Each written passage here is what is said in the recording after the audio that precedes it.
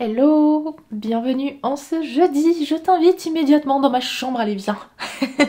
Non, comme d'hab, dans la chambre j'ai pris l'habitude de vous parler de mes lectures, donc je me suis dit, puisque là j'ai envie de vous faire un petit bilan du Pumpkin Autumn Challenge, bah autant aller dans la chambre.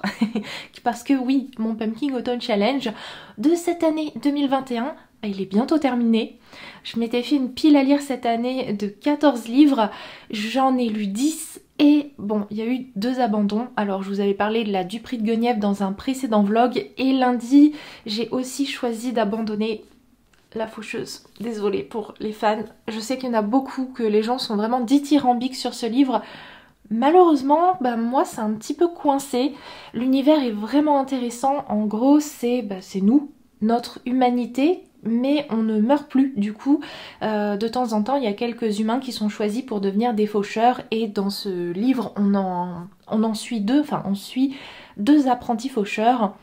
Et j'avoue que oui, il y a des choses très intéressantes parce que j'ai quand même lu un quart du livre, mais j'arrivais pas à être vraiment dedans, je m'ennuyais au cours de ma lecture, donc je me suis dit tant pis en fait, parce que j'ai pas envie de m'ennuyer sur combien? Sur 500 pages en fait. Là déjà, ça le fait pas au bout de 120 pages, et les 120 pages d'un premier tome c'est quand même essentiel. Donc si déjà dès le début ça le fait pas, j'ai pas envie de pousser plus loin en fait, tant pis quoi. C'est juste que c'est pas pour moi. Et c'est pas grave parce que ce livre il a déjà tellement de succès qu'il a pas besoin il a pas besoin de moi. Du coup, eh bien, il me reste que 2 livres à lire dans ma pile à lire du Pumpkin Autumn Challenge. Donc il me reste le tome 5 des 7 sœurs, que je vais lire normalement juste après le tome 5 de L'Épouvanteur, que j'ai commencé hier. J'ai pas lu grand chose, mais là dans les prochains jours, je vais prendre un petit peu le RER, le TER, le bus et tout, donc j'aurai le temps de bien avancer dans les transports en commun. Mais ouais, L'Épouvanteur à l'approche d'Halloween, c'était un petit peu évident quoi. J'aime beaucoup trop. C'est l'univers parfait pour Halloween. Je reviens d'une balade, alors rien d'exotique, hein. Je suis juste allée faire un tour parce que je devais déposer un colis dans un point relais qui n'était pas tout à fait à côté de chez moi. Du coup, je me suis bien baladée, j'ai pris le soleil, et là maintenant, je suis d'attaque pour manger parce que là il est midi et j'ai la dalle, et j'avais envie de vous montrer ce que je vais manger. Attention, bruit ASMR pour vos oreilles. ASMR frigo.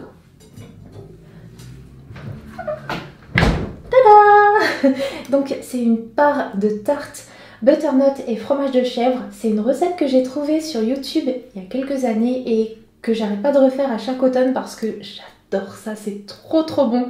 Si jamais ça vous intéresse, je vous mettrai le lien de la vidéo en question en barre d'infos. C'est une vidéo où il y a 3 recettes d'automne et je crois que celle de la tarte, ça doit être la 2e de la vidéo. En tout cas, franchement celle-ci, elle est trop bien, trop bien, c'est hyper facile à faire. C'est juste un peu long parce que la butternut déjà c'est dur à couper, ça prend du temps à cuire et ensuite après faut éplucher et tout. Mais honnêtement, franchement ça vaut le coup. Fini de manger. Je vais pas rester très longtemps à vlogger aujourd'hui parce que après il va falloir que j'aille faire mes affaires. Parce qu'en fait ce soir je dors chez mon frère qui habite proche de Paris. Enfin techniquement moi aussi j'habite proche de Paris, mais lui encore plus proche de moi. Et demain je vais fêter Halloween à Disneyland.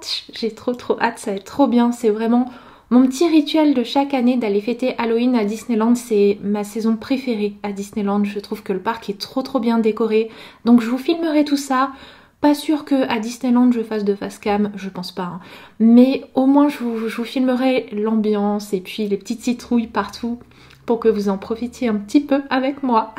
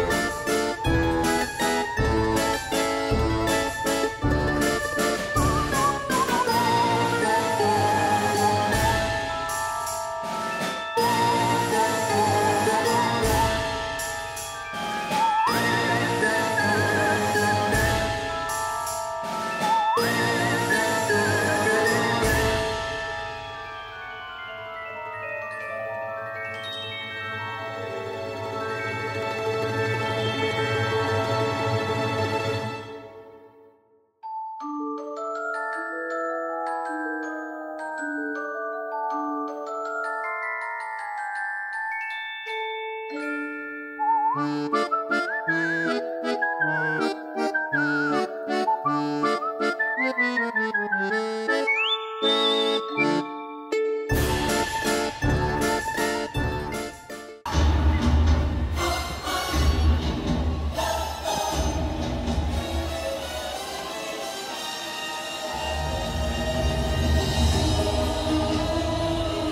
le vlog, on se retrouve en ce jeudi. Je pensais honnêtement vous reprendre beaucoup plus tôt et puis bon, la vie a fait que non finalement. Mais petit récap des jours passés puisque je vous quittais jeudi dernier. J'allais donc chez mon frère, j'y ai passé la nuit. La nuit a été très très courte et du coup le lendemain à Disneyland, éclaté de fatigue. Super. Mais j'ai passé une super bonne journée avec mon amie Anaïs. En plus il faisait trop beau et du coup bon ok, on n'a pas fait mille et une attractions parce que bon, on a cette chance d'être un petit peu privilégié au niveau de Disneyland et de bien connaître le parc, d'avoir déjà fait beaucoup de fois les attractions au cours de notre vie. Donc là on s'est dit, on est toutes les deux fatiguées, il fait super beau, bah juste profitons du plaisir de nous retrouver parce qu'on peut pas se voir souvent elle et moi, et aussi du plaisir d'être dans cette ambiance d'Halloween avec les citrouilles. Et c'est pour ça que je vous ai filmé un petit peu tout ça parce que ça met direct dans l'ambiance d'Halloween. Enfin moi vraiment Disneyland pendant Halloween, c'est une saison mais que j'adore.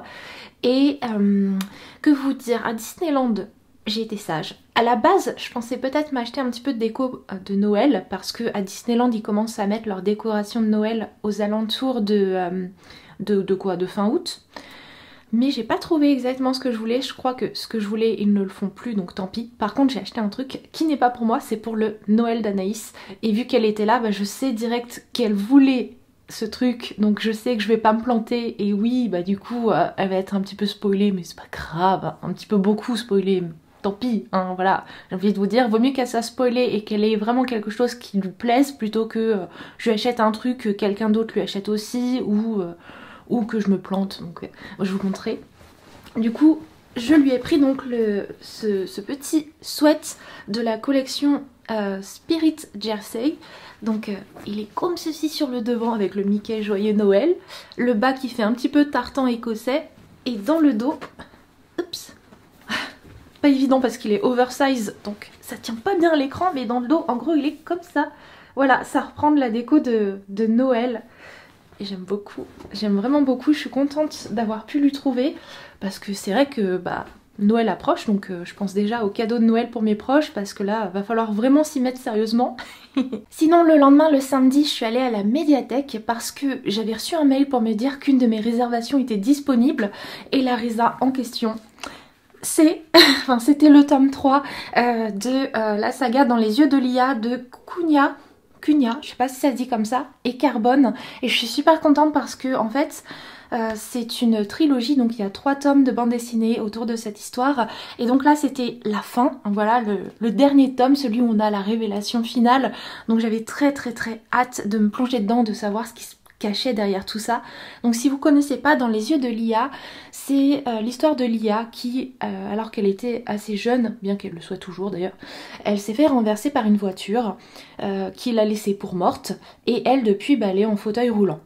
Et elle sent qu'il y a quelque chose de louche en fait dans cette histoire, qu'on lui a toujours caché quelque chose, donc elle va se faire embaucher en tant que stagiaire dans un cabinet d'avocats pour essayer de comprendre ce qui a bien pu lui arriver et ce qu'on lui cache. Alors bien sûr, cabinet d'avocats qui s'est occupé de son affaire. Donc voilà, et là ça y est, je l'ai lu, c'était vachement bien. Enfin vraiment, c'est pas le genre d'histoire que je lirais en roman, mais en bande dessinée ça passe vraiment tout seul, et puis les dessins ils sont vraiment très beaux. Enfin moi j'aime bien le style, je vais vous montrer un petit peu. Par exemple un petit peu comme ça, voilà. Hop, sinon, du coup, je pensais juste prendre ce livre-là à la médiathèque, mais j'ai quand même craqué pour 2 autres BD que j'ai aussi emprunté. La première, c'est Miss Charity, donc d'après le roman de Marie-Aude Muraille. Alors, à ce que j'ai compris, Miss Charity, c'est un personnage qui s'inspire de l'autrice Béatrix Potter. Donc, roman de Marie-Aude Muraille que je n'ai pas lu, mais je me dis qu'en bande dessinée, ça serait bien sympa. Bande dessinée de Loïc Clément et de Anne Montel. C'est le premier tome, donc je pense qu'il n'y a pas tout le roman qui est adapté dans cette BD. Sûrement la première partie. Ouais, en tout cas, ça me fait bien envie. Parce que bon, l'univers de Béatrix Potter avec les animaux partout, c'est quand même très chouette.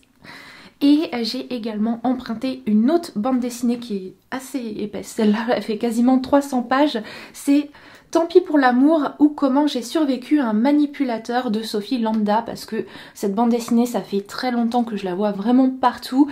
Et la thématique est quand même assez sérieuse, assez importante. Moi, ça m'intéresse parce que les relations comme ça malsaines, que ce soit là en amour ou même en amitié, malheureusement, on peut très facilement se faire avoir, et je trouve ça bien de pouvoir raconter ce genre d'histoire. Donc voilà, j'ai pas encore lu, que ce soit pour celui-là ou pour Miss Charity, mais ils me font bien envie.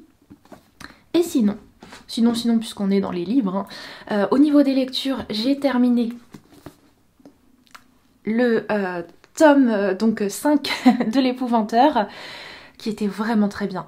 Alors là, encore une fois, franchement, je me suis régalée. Et pourtant, j'avais un petit peu peur parce que dans celui-ci, sans trop vous en dire, parce que c'est quand même un tome 5, après certains événements assez importants qui se sont passés dans le tome 4, Tom va se retrouver à passer quelques mois chez un nouvel épouvanteur, donc chez un nouveau maître, qui va avoir des méthodes bien différentes de John Gregory. Et du coup, pour Tom, ça va pas forcément être facile de s'acclimater. Mais il y a tout un nouveau contexte du coup qui va s'imposer à lui, il va découvrir de nouvelles choses, et c'est toujours aussi bien. Et je suis ravie parce que je vais pouvoir un petit peu arrêter de les acheter, parce que c'est vrai que mine de rien, même si c'est des poches, faut les acheter petit à petit. Il y a quasiment une vingtaine de tomes, donc c'est pas évident. Mais j'ai vu que ma médiathèque, ils les avaient tous, je crois. Enfin en tout cas ils les ont.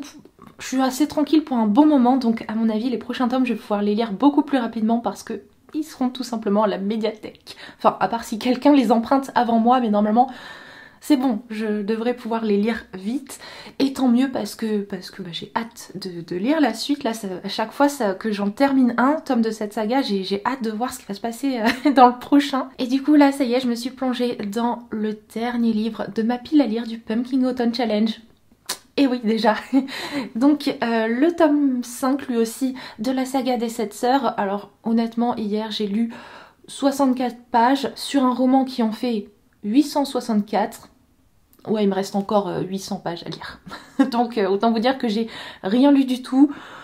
Donc je pourrais pas forcément en parler. Pour l'instant on suit donc Tiggy qui est à fond sur les animaux.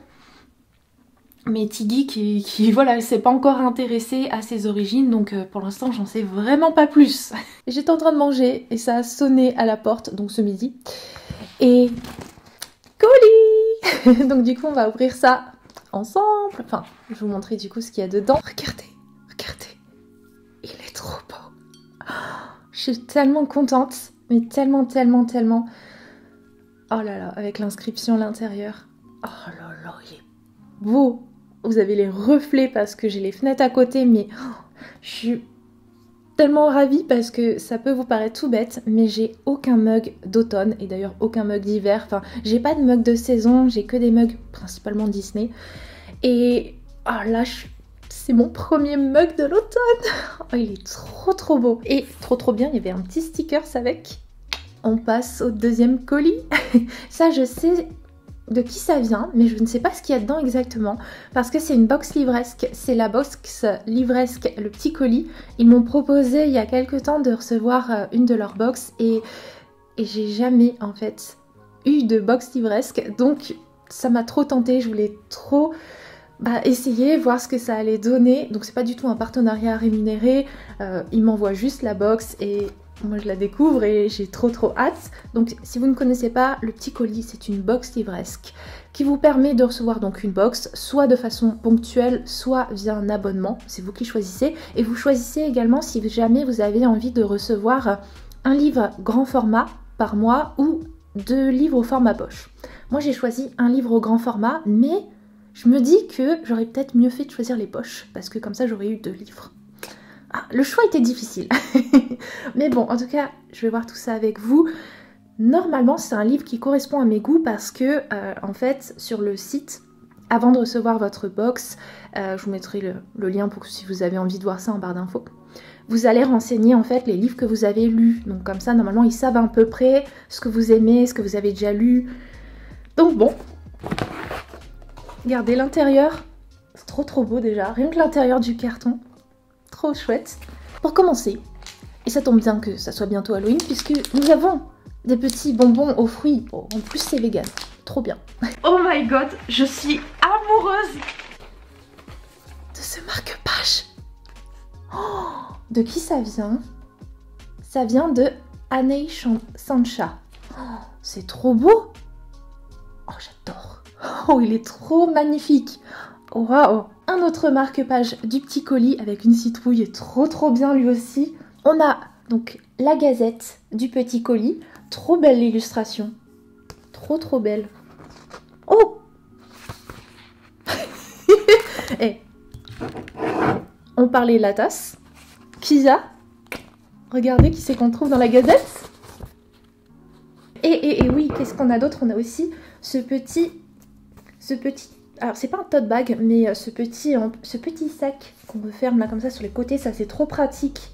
La lecture commence les yeux fermés. Et donc, en ce qui concerne le livre, Kezako, Les héritiers de Salem, prix de l'imaginaire 2021 de Émilie Bonnet. Je ne connais pas du tout, mais honnêtement le titre... Bon bah le titre, rien que le titre, en tout cas il est trop beau. Oh, vraiment beau. C'est publié chez Nouvelle Plume. Je connaissais pas du tout. Si vous connaissez, n'hésitez pas à me le dire si vous en avez entendu parler ou si vous-même vous l'avez lu, parce que ça m'intéresse vraiment. Ça a l'air de faire limite peut-être un peu peur, enfin vraiment la lecture parfaite pour le moment, j'ai envie de vous dire. Non, franchement, trop bien. Bon, je suis ravie. Ah, vraiment trop bien. Merci beaucoup le petit colis.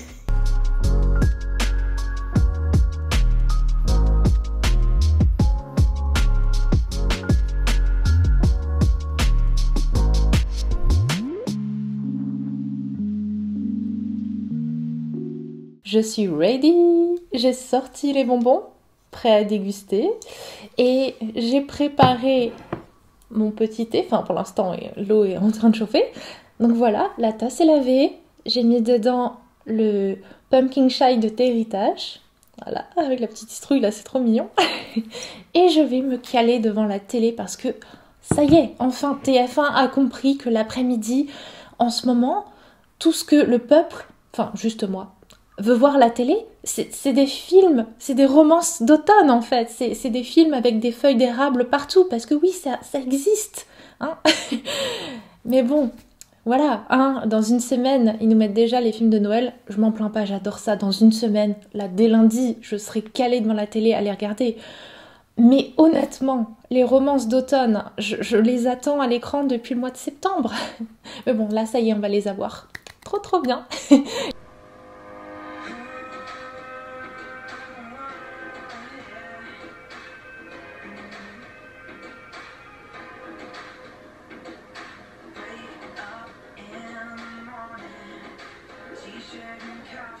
Je pense que je vais m'arrêter là, vous faire de gros bisous.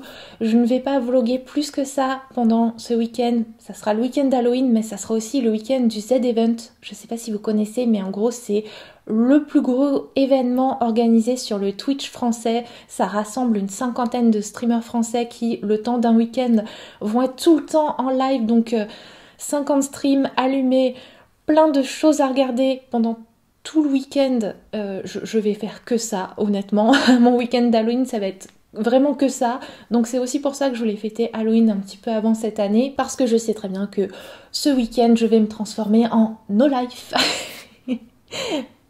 Bon, je vais vous laisser là. Je vous fais de très gros bisous et puis je vous retrouve tout bientôt dans une nouvelle vidéo.